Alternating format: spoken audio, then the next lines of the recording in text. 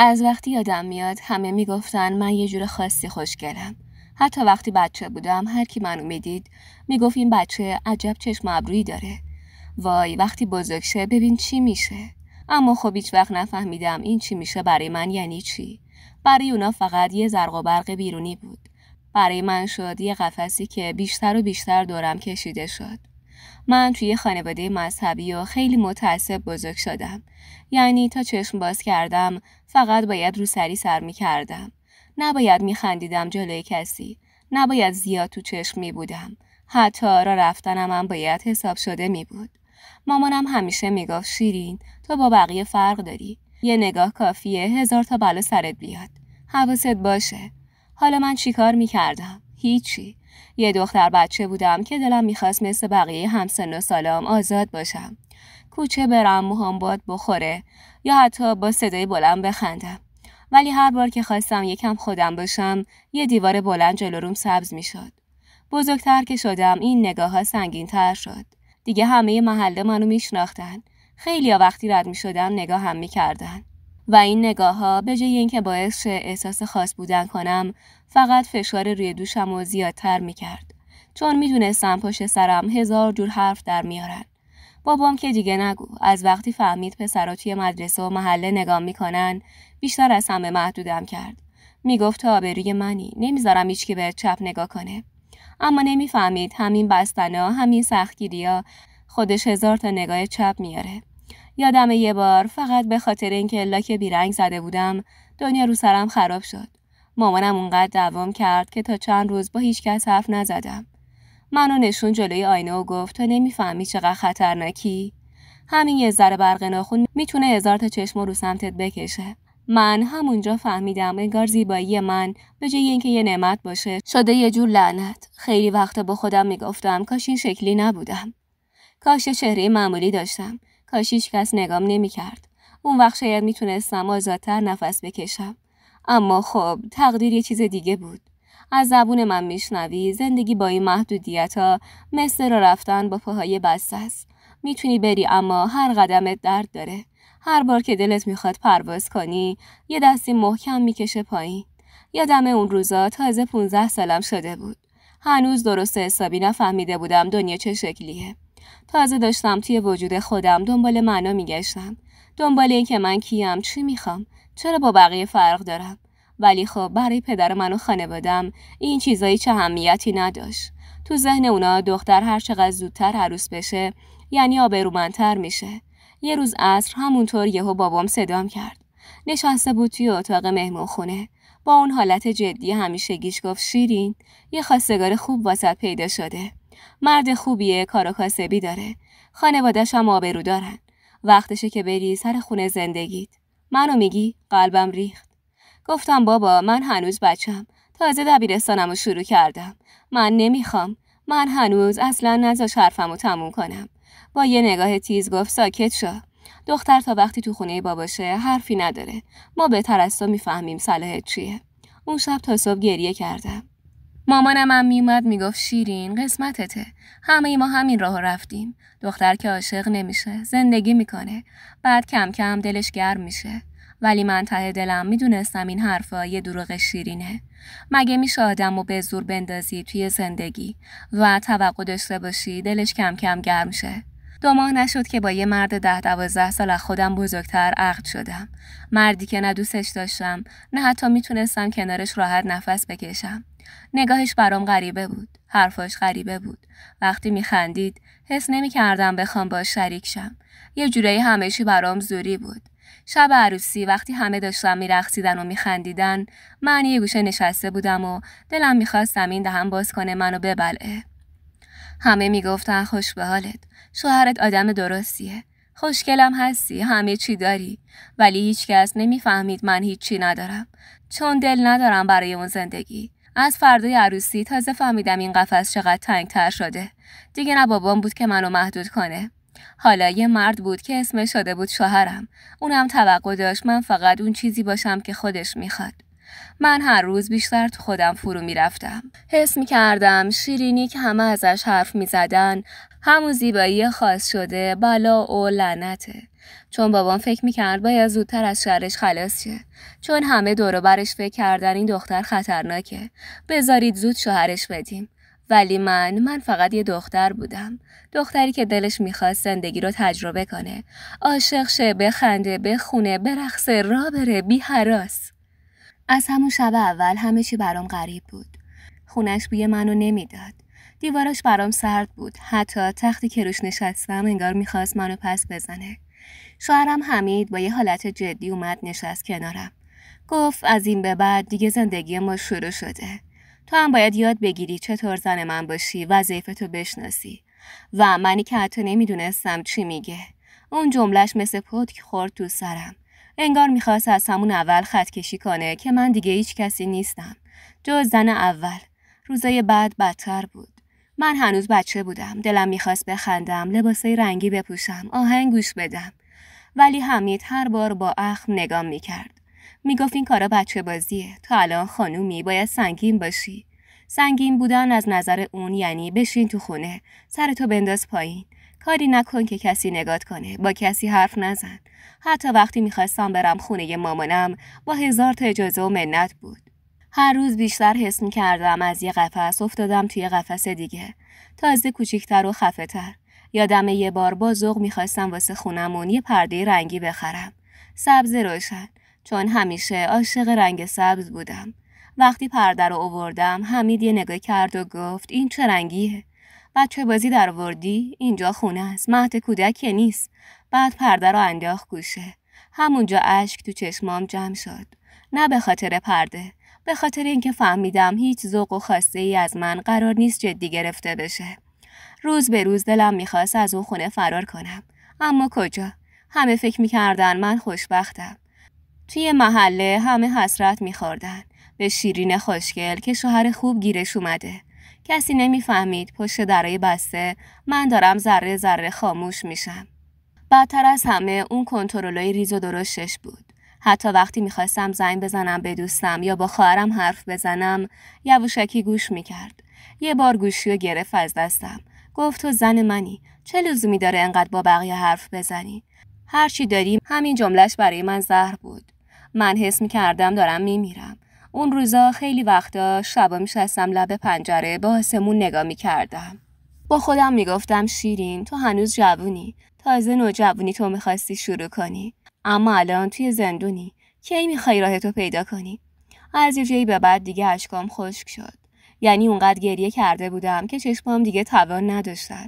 یه شب وقتی دوباره سر چیز الکی با حمید بحثم شد، فقط چون گفتم میخوام برم خونه مامانم، نشست روبروم و گفت شیرین یادت باشه تو دیگه مال منی. هرچی من بگم همونه. تو هیچ جایی نداری جز این خونه. اون شب واسه اولین بار به جای اینکه زار بزنم تو دلم یه چیزی غلغل کرد. یه صدای کوچیک، ضعیف اما واقعی نه. من مال تو نیستم. از اون شب به بعد تصمیم گرفتم دیگه فقط یه دختر مطیع نباشم. شروع کردم دنبال راههای کوچیک برای نفس کشیدن. مثلا وقتی حمید سر کار بود میشستم یواشکی دفتر خاطرات مینوشتم. دنیای خودمو میساختم یا میرفتم رو پشت بوم. آهنگای قدیمی که از مامانم مونده بود و با صدای خیلی آروم گوش میکردم. حتی یه بار دلو زدم به دریا. لاکه بی رنگ زدم. میدونی چرا؟ چون دلم میخواست یادم بیاد هنوز خودمم. هنوز شیرینم. همون دختری که یه روزی آرزو داشت آزاد بدوه تو کوچه. کم کم یاد گرفتم تو جمع جلوی حمید خودمو نشون ندم. اما توی خلوت کارای کوچیک خودمو بکنم.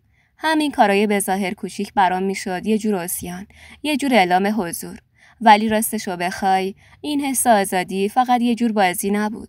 داشت کم کم ریشه میزد. هر بار که یواشکی کار میکردم که اون نمیفهمید انگار یه جرعه هوا میخوردم. یه روز با خودم گفتم شیرین اگه اینجوری پیش بری بالاخره یه روزی خفه میشی. یا باید بپذیری همینطوری بمونی یا باید یه کاری کنی که مسیرت عوض شه. از همون موقع یه چیزی تو دلم روشن شد. من نباید تا آخر عمر اسیر بمونم. من باید راهی پیدا کنم. حتی اگه کوچیک باشه. حتی اگه همه مخالف باشن. چند سال گذشت. هر روزش مثل روز قبل پر از سکوت و سنگینی. ولی آدم وقتی زیاد درد میکشه یه جای دیگه یا میشکنه یا میزنه به دل دریا. منم کم کم فهمیدم باید یه کاری کنم. دیگه نمیشد فقط بشینم و نگاه کنم عمرم مثل دود از بین بره. یه روز همینطوری تو بازار داشتم خرید میکردم که چشمم افتاد به یه مغازه کوچیک خیاطی. زنی پشت چرخ نشسته بود با دستای پر از نخ و سوزن، اما صورتش پر از آرامش بود. همونجا یه چیزی تو دلم جرقه زد. شیرین، تو هم میتونی، مگه چی کم داری؟ از اون روز شروع کردم نقشه کشیدن. شوهرم هر روز صبح میرفت سر کار، عصر یا شب برمیگشت. منم با خودم گفتم چرا این چند ساعت رو هدر بدم؟ چرا نرم جایی کار کنم؟ هم برای دل خودم، هم برای اینکه یه پولی دستم بیاد. اولش میترسیدم. 1000 بار تو ذهنم صحنه‌هایی رو مرور میکردم که حمید میفهمه و دوام میکنه. ولی ترس دیگه به چشمم نمیومد، چون چیزی که میخواستم قوی تر بود. یه روز صبح وقتی مطمئن شدم از خونه رفته، رو سریمو محکم بستم. یه مانتوی ساده پوشیدم و زدم بیرون. پامو که گذاشتم تو کوچه، انگار دنیا رنگ گرفت. حس کردم دارم میدزدم، اما نه مال کس دیگر رو. دارم خودمو از قفس میدزدم. رفتم همون مغازه خیاطی. اولش از خجالت دلم میخواست زمین دهن باز کنه. گفتم خانوم، من بلدم یکم خیاطی کنم. میشه پیش شما کار کنم فقط چند ساعت قبل از اینکه شوهرم بیاد. زن با تعجب نگام کرد، اما بعد یه لبخند زد. گفت بشین دخترم، ببینم چه میکنی. همون شد شروع ماجرا. هر روز صبح بعد از رفتن حمید منم میرفتم مغازه. سوزن میزدم، نخ میدوختم. با هر کوک انگار زخمه دلمم دوخته میشد. و قبل از برگشتش میدویدم خونه. همه چی رو مثل قبل میچیدم، جوری که انگار هیچ جا نرفته بودم. اون لحظه‌ای که پشت چرخ میشستم برای من حکم نفس کشیدن داشتن. یه دنیای کوچیک فقط برای خودم. حس می‌کردم تازه دارم زندگی می‌کنم. از اون به بعد شجاعت اینو پیدا کردم که کار کنم. بعد از خیاطی رفتم توی مغازه لباس فروشی، مشغول به کار شدم. روزای اول کلی استرس داشتم، اما کم کم همه چی برام طبیعی و عادی شد. صاحبکارم یه مرد خوشرو و خوش اخلاق بود. با هم مهربون بود و هر بار که کار رو دیر یا زود شروع می‌کردیم غر نمی‌زد. حقوق خوبی بهم میداد. دیگه حمیدم کار به کار من نداشت. بعد از یه مدت متوجه شدم تمام این روزا که به کار من کاری نداشته، سرش با بقیه گرم بوده. چند تا زن صیغه‌ای داشت که حتی به خونه خودمونم رفت آمد داشتن. سنشون خیلی از من بیشتر بود و هر بار که میومدن خونمون سعی می‌کردن هر طور که بلدن زخم بزنن یا کاری کنن که عصبی بشم و در آخر موفقم می‌شدن. برام سخت بودم با مردی که هیچی از زندگی متأهلی و تعهد حالیش نبود. نمیگم دوستش داشتم و حسادت میکردم، نه اصلاً، اما برام سنگین بود که چند نفر بیان و برن و به هر نحوی حالمو بد کنن.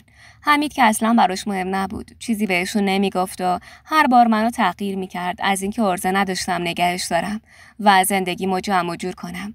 منم کم کم سردتر شدم نسبت به زندگیم و همه چی.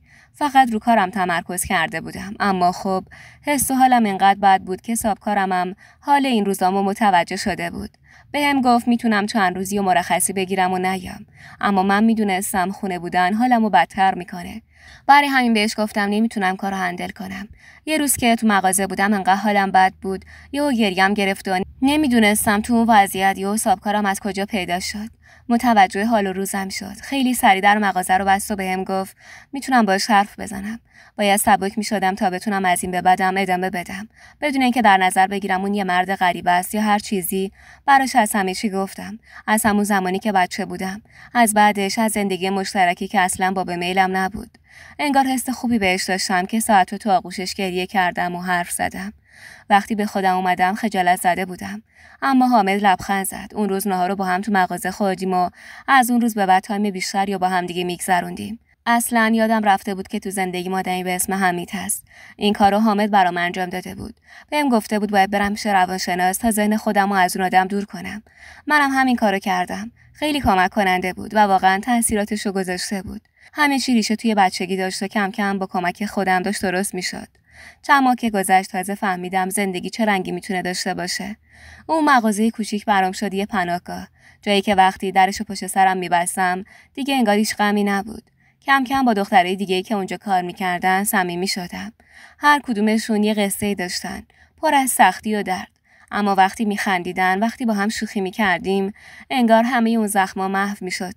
من بینشون دیگه اون شیرین خاموش و ترسیده نبودم. صدامو پیدا کرده بودم. حتی گاهی از ته دل میخندیدم. همون خنده‌هایی که سالها تو گلوم خفه شده بود. یادم یه بار یکی از بچه‌ها گفت شیرین تو خیلی فرق داری. یه برق خاصی تو چشاته. من لبخند زدم ولی ته دلم گریه می‌کرد. چون میدونستم اون برق سالها پشت پرده اشک خاموش مونده بود. حالا دوباره راهش رو پیدا کرده. وقتی با اونا میشستم، وقتی کار میکردیم و وسطش غیبت میکردیم، خاطره میگفتیم، حتی نقشه آینده میکشیدیم، دیگه انگار یادم میرفت من یه شوهر به اسم حمید دارم. انگار اون آدم اصلا وجود نداشت. هیچ جایی تو ذهنم براش نبود. فقط وقتی صدای کلید توی در خونه میپیچید، یادم میافتاد که باید نقاب بزنم و برگردم به همون نقش همیشگی. اما راستشو بخوای، اون نقاب دیگه برام بی‌ارزش شده بود. هر روز که میرفتم سر کار، هر دوستی که پیدا میکردم، هر ذره خنده و آرامشی که نصیبم میشد، منو یه قدم دورتر میکرد از اون چیزی که اسمش بود زندگی مشترک. در عوضش نزدیک میشدم به حامد، به کسی که تمام این مدت حواسش بهم بود. میدونستم دورادور مراقبم هست. اون حسی که بهش پیدا کرده بودم، همون احساسی بود که سالها نسبت به هیچ مردی نداشتم. انگار کم کم یاد گرفتم حمید فقط یه سایه است. یه سایه سنگین که میاد و میره، ولی زندگی من، نفس من، شادی من جای دیگه است. جایی بین نخ و سوزن، بین خنده‌های دخترا، بین رویاهایی که شبا با خودم مرور می‌کردم. یه شب که توی خونه نشسته بودم، سرمو به بالش تکیه داده بودم و تو سکوت فکر می‌کردم. با خودم گفتم شیرین، تو دیگه اون دختر اسیر و خاموش نیستی. تو راهتو پیدا کردی. حالا نوبت اینه که بایستی محکم‌تر از همیشه. از وقتی سر کار رفتم و رنگ زندگی برگشت تو چشمام، دیگه اون دختر خاموش سابق نبودم. هر روز که میگذشت، انگار پر و بال تازه در میآوردم. حتی وقتی حمید خونه بود، دیگه نمیتونستم مثل قبل ساکت و مطیع باشم.